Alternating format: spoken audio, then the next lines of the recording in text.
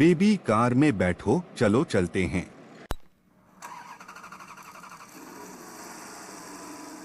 क्या हुआ बेबी, तुम इतनी उदास क्यों दिख रही हो? क्या समस्या है? आज तुमने मुझे बहुत परेशान किया। तुम ऐसा क्यों कह रही हो कि मैंने तुम्हें परेशान किया? हमने 10 बजे मिलने का वादा किया था। मैं सड़क के किनारे खड़ी थी, धूप में जल रही थी, 10 बजे से दोपहर 12 बजे तक, जब तुमने आकर मुझे उठाया।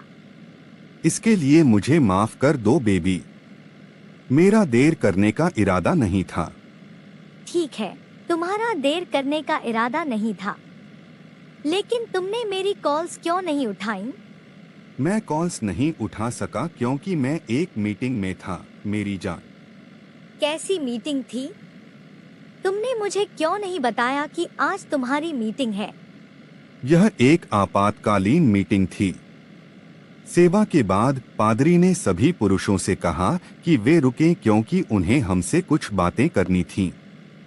इसलिए मैं तुम्हें हमेशा कहती हूँ कि मुझे एक कार खरीद दो ताकि मुझे सड़क के किनारे इंतजार करने की परेशानी ना हो। लेकिन बेबी, मैंने पहले ही कहा था कि मैं तुम्हें शादी के बाद कार खरीद दूंगा और हम इस पर सहमत हुए थे। तो तुम रोज इस बारे में मुझे क्यों तंग करती हो? मैं थक गया हूँ, कृपया कुछ और बात करो। कार की बात को भूल जाओ। तो जिस कॉस्मेटिक्स की दुकान के बारे में मैंने कहा था, वह भी तुम मुझे शादी के बाद ही खोल कर दोगे? हाँ, सही है।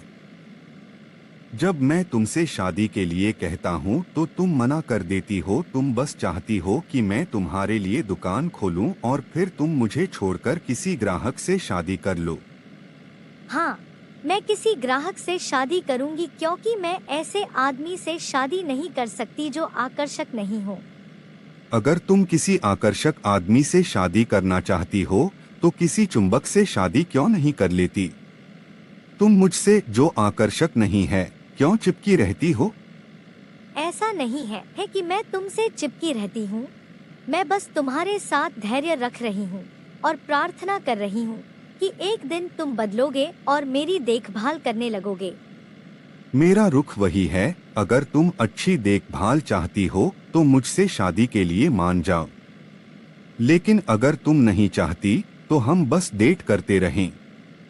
तो आज तुम्हारे चर्च में क्या विषय था? पादरी ने कहा कि उन पुरुषों को डेट ना करें जो हमारी देखभाल नहीं कर सकते। आज के विषय अच्छे हैं। हमारे पादरी ने कहा कि उन महिलाओं को डेट न करें जो भीख मांगने वाली हैं। तुम ऐसे दिखावा कर रहे हो जैसे तुम्हें कोई समझ नहीं है। सिर्फ तुम्हारी जानकारी के लिए, अगर तुम अपनी गर्लफ्रेंड का ख्याल रखना बंद कर देते हो तो दूसरे पुरुष उसकी देखभाल करेंगे। क्या तुमने नहीं देखा कि जब आदम ने ईव की उपेक्षा की तो सांप ने उसे लंच के लिए बाहर ले लिया?